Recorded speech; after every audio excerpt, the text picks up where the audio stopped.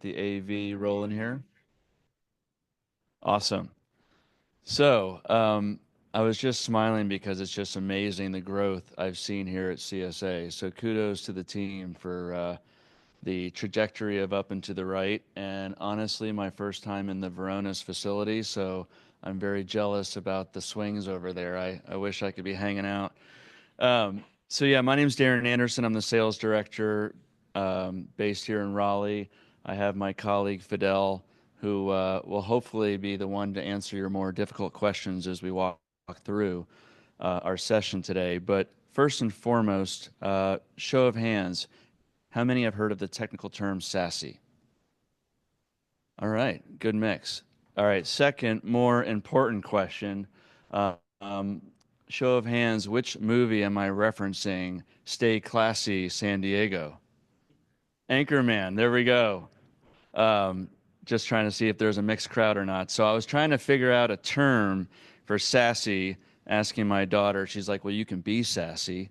And I'm like, yeah, I want to do something that has maybe a fun reference to the adults in the room. And I thought of Ron Burgundy. So here we are.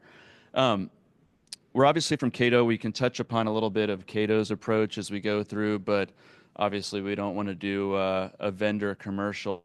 So Fidel and I have been on board here at Cato for north of a year, and the SASE term was foreign to me. Didn't realize that Gartner coined the term back in 2019. But I really enjoyed the market, the category that Cato and others are going after. And it's really starting to pick up steam. You know how technology works. Something's new and sassy or flashy, and it never turns the corner in 12 months, 18 months. It's usually a multi-year process to get there. And I think this sassy term's definitely going to take on more steam over the next several years ahead. So from an inflection point, I think if you haven't heard of the term, you're not that far behind. I think it's really starting to pick up in our technology space. Wanted to introduce Fidel. If you're off mute, buddy, if you can just share a little bit about yourself before we jump into the content. Hey, can you guys hear me okay? Yes, I we am can. Fidel Micheli. I am the technical counterpart to Darren. I actually come from the customer side. I was a principal architect at a company that if you guys have pets, you probably know, Chewy.com. And part of the conversation and the reason why I came to Cato is because some of the problems I will have and I was having and I think everybody in the industry has and with simplification and securing. So, I would like to share that with you guys today. Awesome. So it's not a huge deck, promise. So we'll go at a decent speed, and then hopefully we'll have spots within the content for just raise your hand. We'll stop. We'll jump into something that we might have skimmed by too fast, but want to make sure it's collaborative to whatever extent you like, and hopefully we'll have ample time afterwards if you want to have a sidebar with me or fire away at Fidel. We'll hit that as well after we get through. So Fidel, if you don't mind to hit the first slide. So we'll definitely talk about SASE as the term and the category. Being the sales guy versus a technical guy, I don't care about the features as much. I care about the business outcome. So we'll share a little bit of what is the byproduct of the things that we can do in this SASE world. Definitely some of the business drivers that we see that are most common in this space. There's a bunch of corner cases. SASE can do quite a lot of things, but we'll try to hone in on the biggest ones we see in the mainstream. And then, of course, I got to throw in just a couple little nuggets on what we do in that respect. So next slide, please. So Fidel, this one is a lot more technical than I care to admit. Can you touch upon this one first? Yes, absolutely. So, you know, SASE is basically bringing on together networking and security in a way that you can actually attach or touch all the edges. Cybersecurity was simple in a way because all you had to do was have a hard shell, and then a lot of our applications, a lot of our value and IP for our companies moved out to a software as a service or moved out to the public cloud. So how do you connect? How do you secure? COVID hit, everybody moved out, right? So there were no longer any sites. So how does everybody connect to that data center? How do you deal with contractors? How do you deal with, now that you have this software as a service, how do you have these devices? How do I rule devices that I don't own? I might own a corporate laptop as an organization, but you have your personal phone and your personal iPad, and you're logging into corporate systems, email, Slack, using those. How do I manage those? And then obviously, there's applications, there's APIs, there's data, and there's a lot of ways that threats can get in and a lot of ways the data can go out. Any questions, any comments around here? I'll say last of this slide that to me brings it all home is, you obviously, the end result is getting into a zero trust access or zero trust, where all your devices, all your identities, you don't trust them. They can only access what they should be accessing. So I started thinking, what were my days at Chewy? And I didn't have the right tools. I was working around the clock, and I was definitely understaffed, right? There were too many patch Saturdays. And I knew that if I didn't put the work in that Saturday, we incur a full week without patches or with windows and doors open at our firewalls. So going into a normal day of integrating networking and security solutions, basically, you know, the two big things: avoid downtime and don't go over budget. So what do? You get to engineer something that works for you, that connects and secures. And as you deploy these things and you create this successful architecture, now you are tasked with connecting and securing more. And this is where things really start getting complicated, right? As I mentioned before, this was easy where everything lived in a data center, but everything moved in the new world to remote users, software as a service, public clouds, different geographies. So, how do we conquer this new world? Well, we use what we know and we just cookie cutter and stamp it all around, right? I'll say my main job and concern was to stay up, to make sure that we were secure. And I don't know if you've ever heard of MTTI, but it is mean time to innocent. Prove that it was not IT's fault when things didn't work out. It was somebody else's, right? And as everything keeps evolving, there's new threats, new systems, new locations to integrate, and new threats. So it is worth mentioning that you add new tools, and it starts to feel like a whack-a-mole game of different tools and different threats and different tools to whack different threats, and you start integrating and integrating. So you had an option: turn a blind eye to risk. Example, update my firewalls for CVEs every 6 months, or get in and integrates more tools and try not to go over budget. So what happened? Well, things got a lot more complicated. And then with this very complex environment, we started falling in behind, making sure that everything was up to date.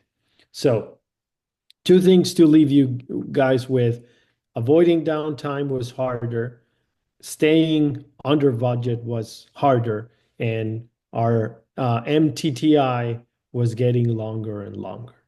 So my full-time job became, uptime and security. And I realized, so there has to be something. I come from the infrastructure side. So we've seen this problem before. We've seen what the public cloud did to other areas like infrastructure, storage, compute.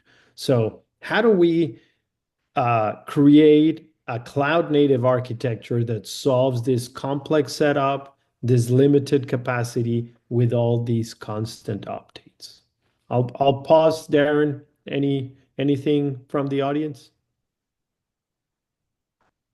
So far, so good, Fidel. All right. So this is a talking to a lot of customers. These are the top of mind issues that a lot of customers have. And these are challenges to effectively secure, connect, and meet compliance. I would like you guys to take a look and see which ones of these resonate. And if you can find any that I miss, I'm always about getting better. So if you know any that I miss, please let me know.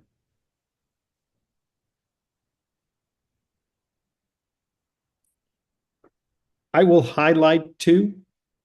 One is obviously the state-sponsored criminal organizations, how professional and how AI-driven they become. And the second one I'll mention is that HTTP to HTTPS. That means that 93.2 of browsing time is on encrypted pages. If your organization is not doing any SSL decryption, you're basically blind and you can apply security policies. So, with those things in mind, this is a uh, a common strategy or things, a wish list that our customers want. I will touch upon the big one, and the big one is a unified connectivity, security, and compliance strategy. And I say that because sometimes we talk to networking folks, and well, this is a networking a project, so we don't care about what security does. Or we talk to security people, and well, this is a security project. I don't care what the network team says. I'll go with what I know. So if I can leave you with anything today that matters for organizations is have a unified strategy on connectivity, security, and compliance. So much that I'd even made a joke, right? you know, if your left hand doesn't know what the right hand is doing, so please hire ambidextrous candidates. Any jokes? Any laughs from the audience, I Aaron? saw a ton of laughs. Yeah, they're trying to be polite, Fidel. Yes, they're laughing a lot here. Okay. Sorry, guys. I work for laughs. All right. Now we're coming to the meat of the matter. So the market realized all of these that I'm talking about, and they started with SD-WAN. There was a lot, 10 years ago, there were a lot of SD-WAN companies. They started as standalone SD-WAN.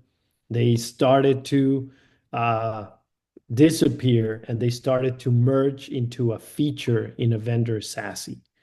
So that means that a lot of these security companies acquired these SD-WAN players in order to make them a feature in their SASE. Same thing happened with SSE. SSE started as a standalone market, and we're seeing that there's a consolidation play where all the pure play vendors are disappearing and everybody's becoming a feature in single vendor SaaS. Yeah, if you don't mind, I can take it from here, Fidel. I'd like to stay on this slide for a sec. Yes, sir.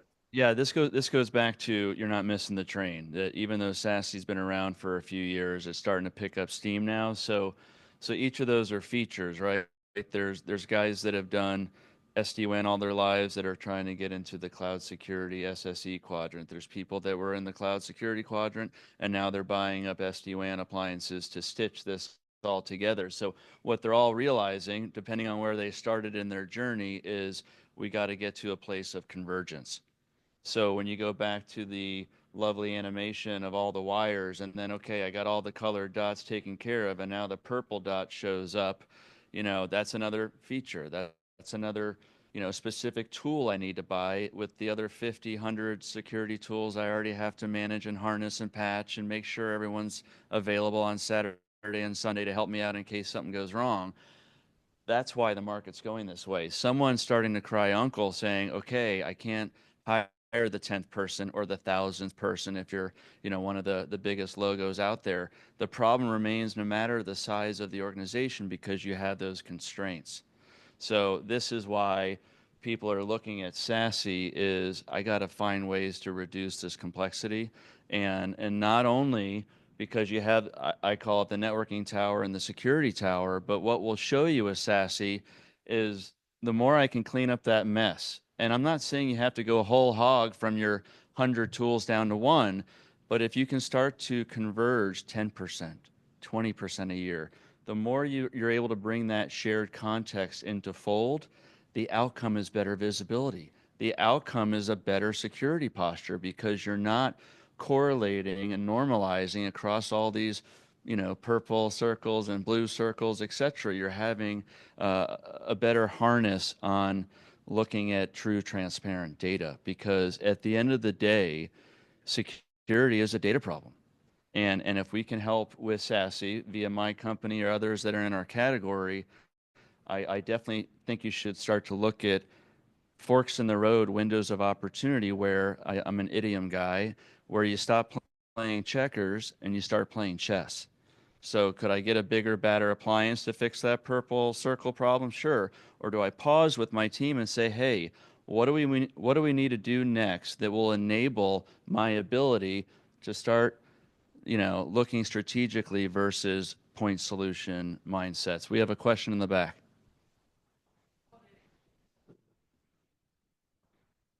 Uh-oh.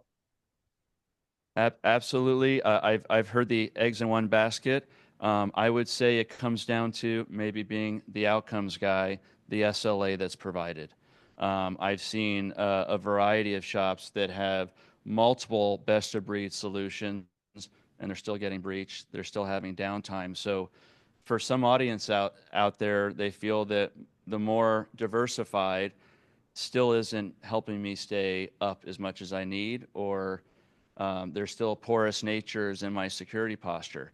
I'm a firm believer that both philosophies are valid. I think best of breed or getting closer to a single source has its trade-offs. I do know, not to get into the weeds of our company, but from a resilience standpoint, we are, doing more in that N plus one, N plus two, N plus three type of architecture to make sure that whatever we're owning is to that five nines capability. And if I may, Darren, I You have a may, you comment may. here.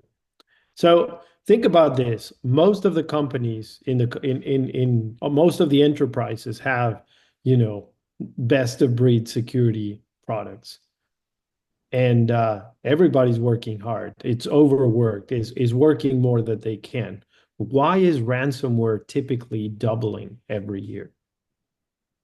And that's because we're not being very efficient with the dollars and the time that we spent on the tools.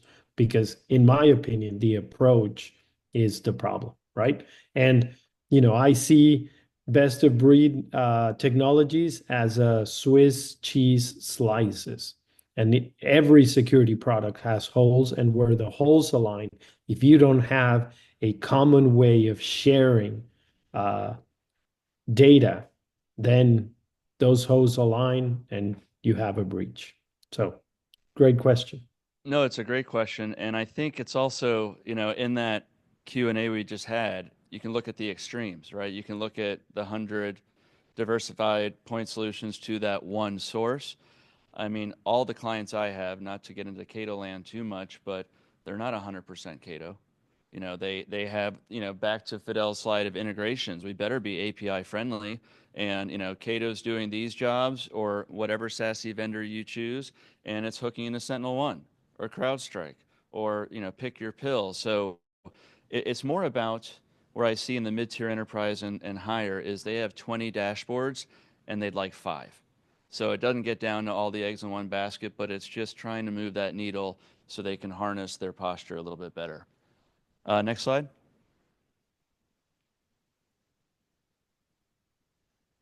And if you can build it out. So looking at just SASE in general, we see it in these quadrants here of functional, operational, personal, and commercial. So we'll just briefly dive into a few examples of what we've seen is common outcomes once you start looking at a converged cloud native platform. Next slide. And I like this, even though it's from Cato customers, I like it because it's their voice, their quotes. So, mileage may vary, but it's examples we've seen from people starting to embrace a SASE direction. So everyone, anywhere, anytime, any scale. So that goes back to Fidel's piece of zero trust. So you have a lot of, lateral movement, north-south movement. There's a lot of different areas that you can shut the window or the door, as Fidel would say, to the bad actors out there. And I think as you start to look at your zero trust philosophy, to understand, is it something that can achieve it at a 360-degree perspective, or do I need to stitch together different directional flows to make sure I'm secure? And that's the key here, is to find a SASE construct that can do it universally at the airport, at Starbucks, at the old classic HQ or branch site. You want to make sure you're tracking Shankar no matter where he's tapping into the SASE edge. Next slide. Yeah, I have a comment. Oh, One please. comment here is food for thought. Obviously, here, one outcome of SASE is that you're centralizing all your policies, and now you have a consistent policy across all your edges. And that has an effect on your security posture.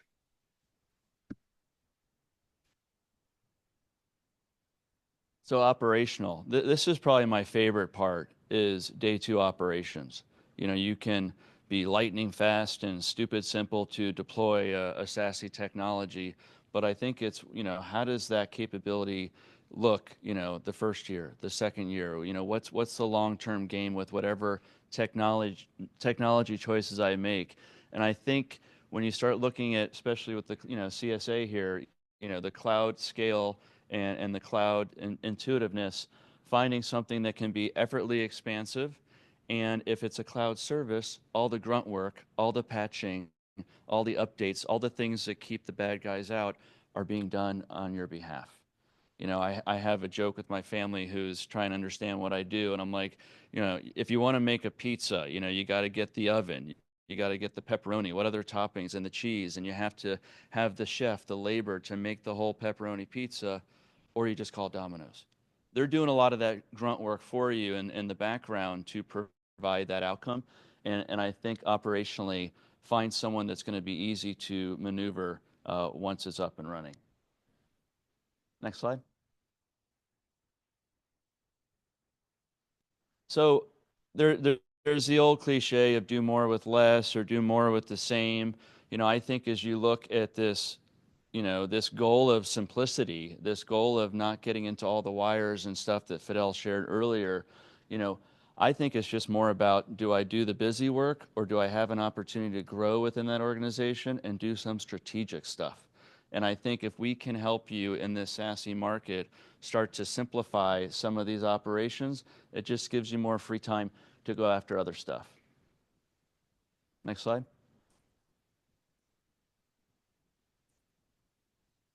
And then be a hero. I think just being on the sales team, it's one thing to be excited about, your tech and the whiz bang stuff that you do, but I think looking at change agents in different accounts and people that are saying, hey, we've always done this checkers thing, why don't we try to do this chess thing? It gives you an opportunity to think differently, provoke some thought in your accounts, like how is SASE, what appetite does SASE have in ABC Corporation? I think it's an interesting topic to bring up. Where do we want to go in our transformation journey? How can we do it in a way that's the most simplest way to get there? This might be an interesting category to punt around in the office. Next slide. And just to get into the anatomy or look under the hood of the term SASE, you'll see the core items there, and a lot of acronyms, but SD-WAN, CASB, firewall, SWIG, ZTNA are all table stake requirements as you start to look into the SASE market. Just to puff our chest a little bit here, we're a single vendor SASE solution. So there's others that, like I mentioned earlier, started in the cloud and bought the networking piece or vice versa. We built our capability from the ground up 10 years ago. So the ability to have a single code base and truly be one dashboard to monitor versus maybe a couple allows us the ability to innovate within R&D a hell of a lot faster because we're not having to, take different intellectual properties and kind of mesh them together. So XDR, EPP, IoT, OT is a fairly new area for us. We've just launched that in the past year. DEM is a cute way of putting together digital experience monitoring, which is, again, a lovely acronym where I can track Shankar at the Starbucks and realize that he has jitter and poor performance. I can go from that granularity, figure out what ISPs he's using back to the Cato Cloud. Like there's all sorts of data insights that we can achieve by having that single code base. So we just launched that about 18 months ago. So the exciting part is when you start to converge and you start to simplify the basic stuff, it allows you to innovate and embed future capabilities as they arise. So it's another, I think, key attribute to looking at a SASE vendor. If I Next slide. may, yeah, if I may,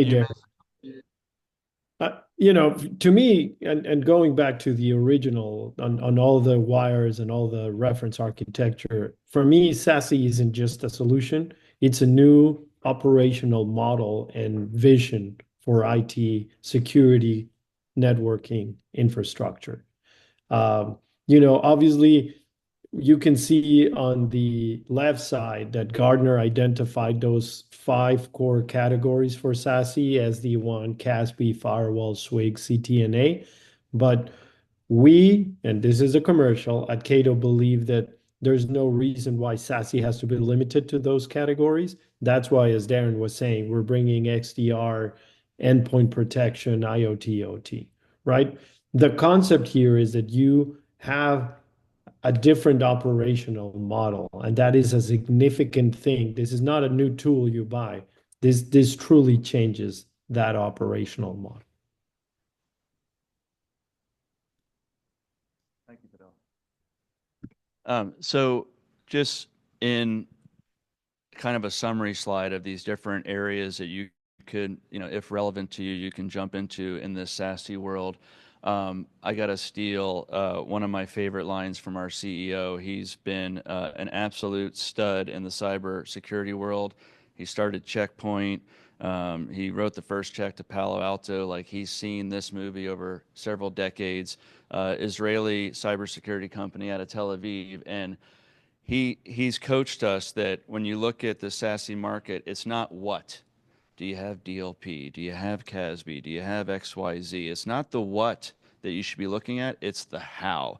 And for me, that was just a light bulb moment. I was like, absolutely, because you can get mired into the minutia of who's got this faster, this lighter, this color, whatever, and miss the boat on, like Fidel mentioned, the operational model. And I think that is key here as you look at reducing complexities in your environment. You need to ask yourself and your peers the how, regardless of SASE or whatever technology matters most to you. I think that's a healthy reminder to really understand where you want to head to.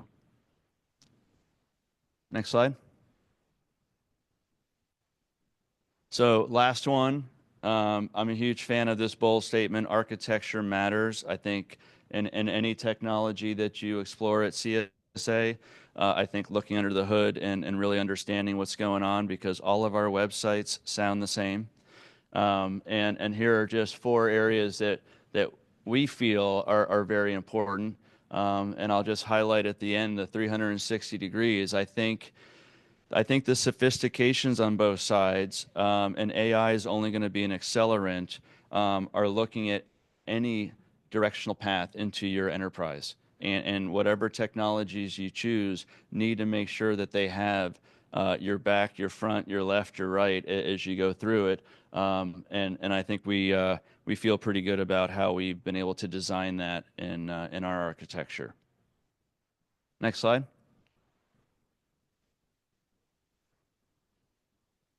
And there you go. Thank you. That's that.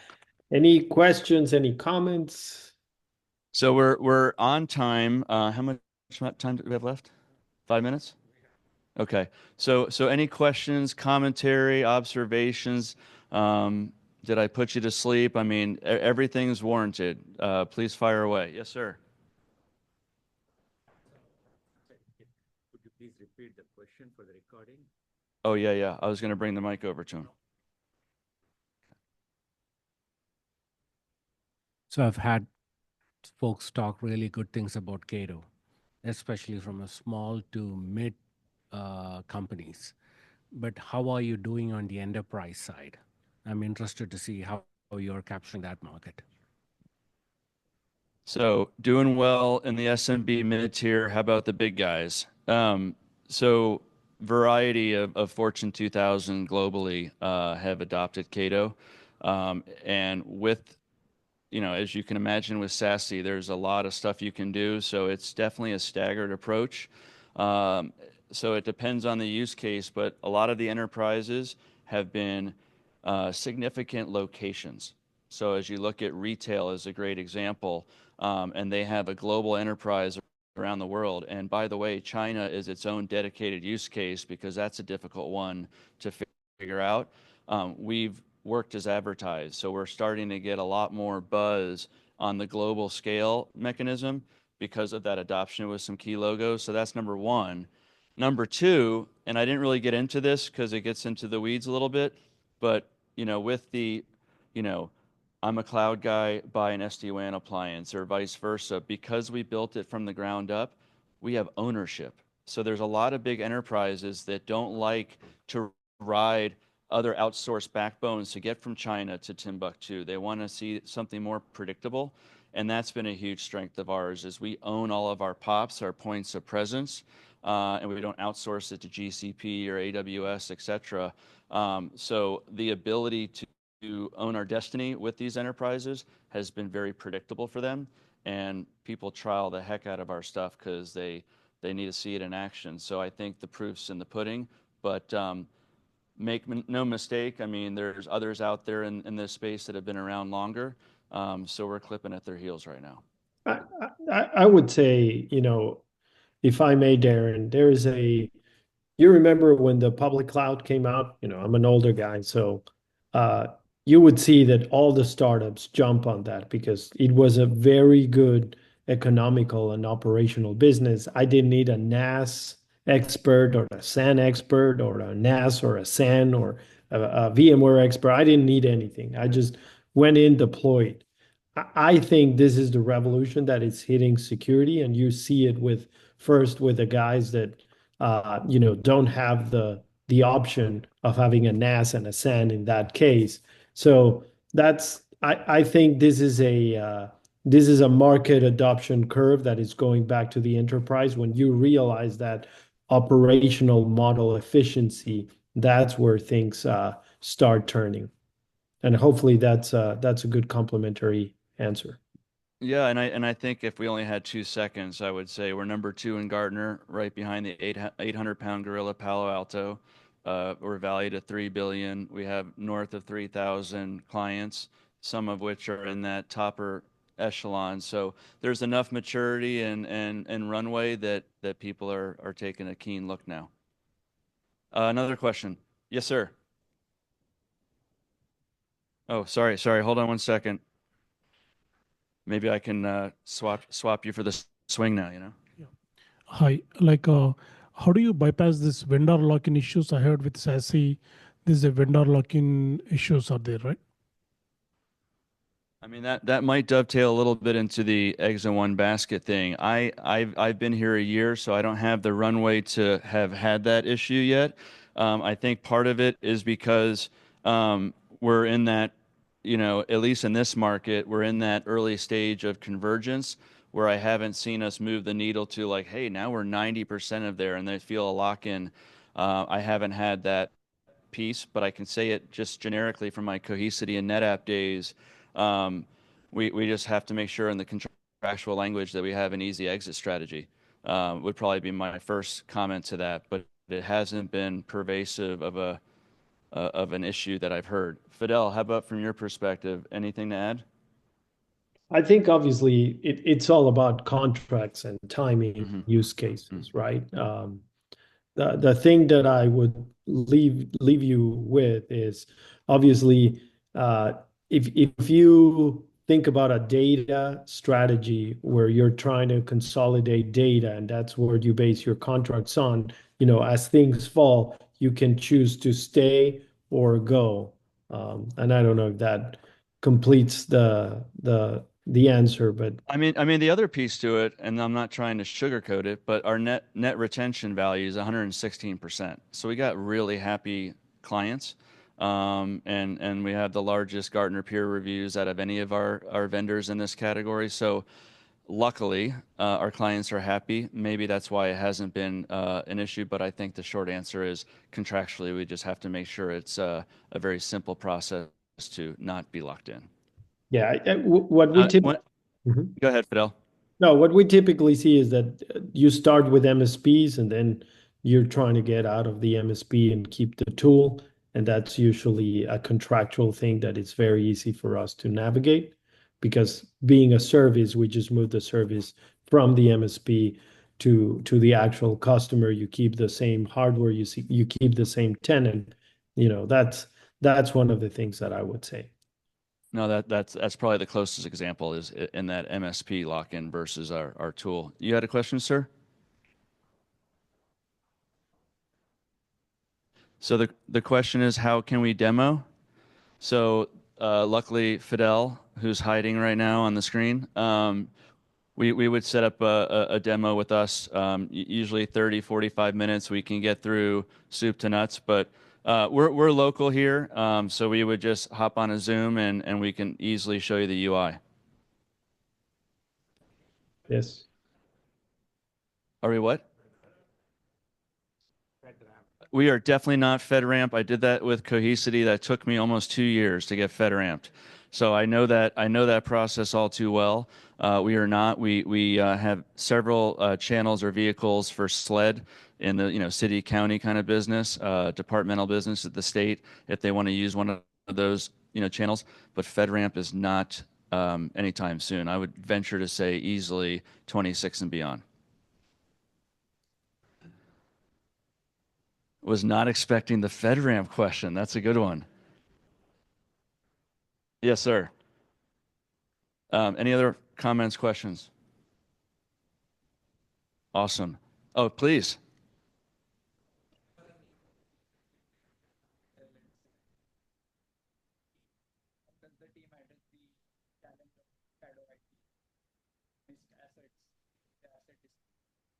So the question is around how do we help out with Shadow IT?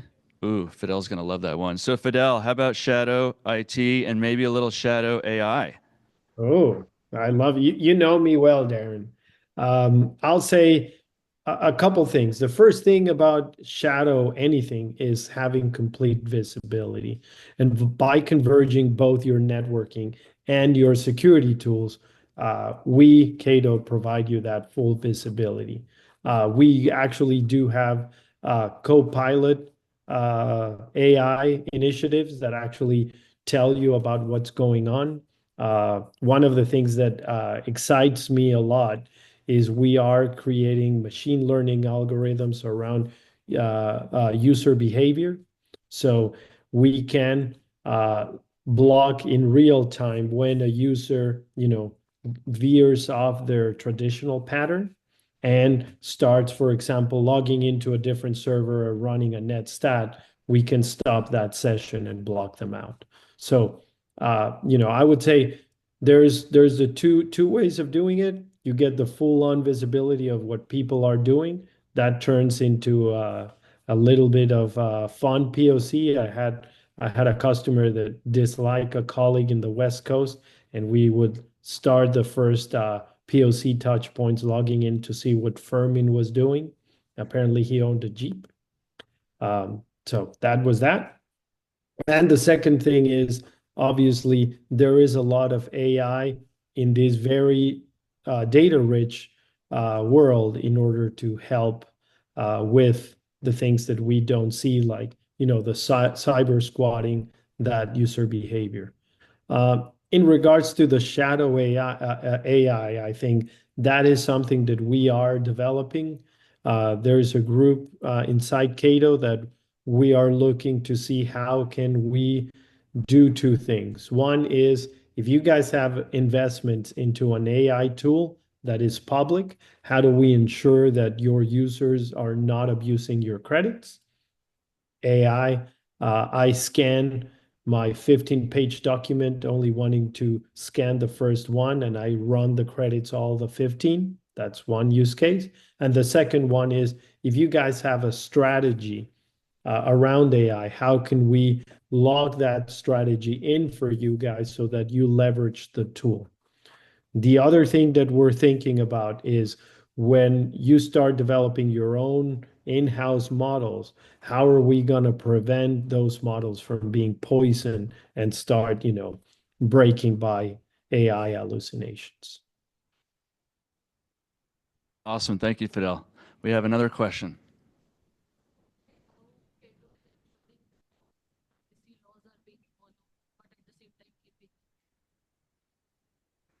How are we ensuring that all privacy laws are being followed while we still keep the network secure?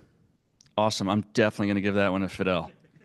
I love it. I'm going to have to get my glasses out to get Smart Fidel out for that one. Obviously, privacy, it's a hard one. So what we'll do is you have only need to know access into our console. We, from the Cato side, are completely locked out. We have to ask for permission to see your data, and then the admins allow who has, full RBAC capabilities into the console. So I think that's the only way that you can create full transparency on who has access to that data. And hopefully Smart Fidel answered the question right. I heard laughs. Thank you. That was a good one. Thank you. Yeah, the physical comedy, I think, nailed it. Thank you. Thank you. Any other questions? Yes, sir.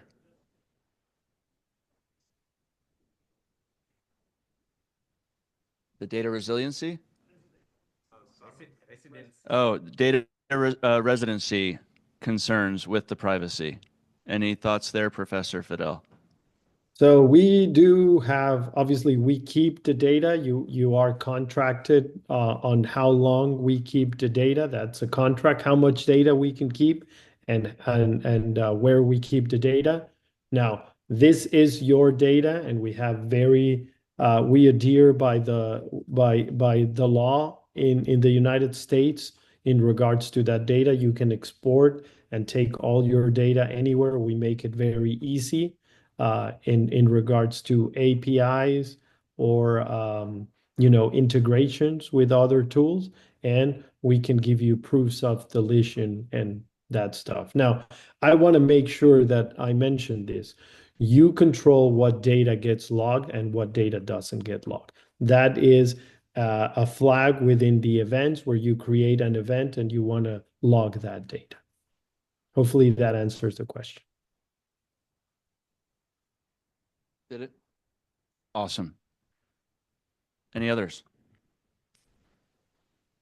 So I'll share one fun fact because I had a chance when I got hired to meet with the CEO of Cato, and I'm like, I told my mom I'm coming to work here, and she said, "Are you working for Cato, the clothing company?"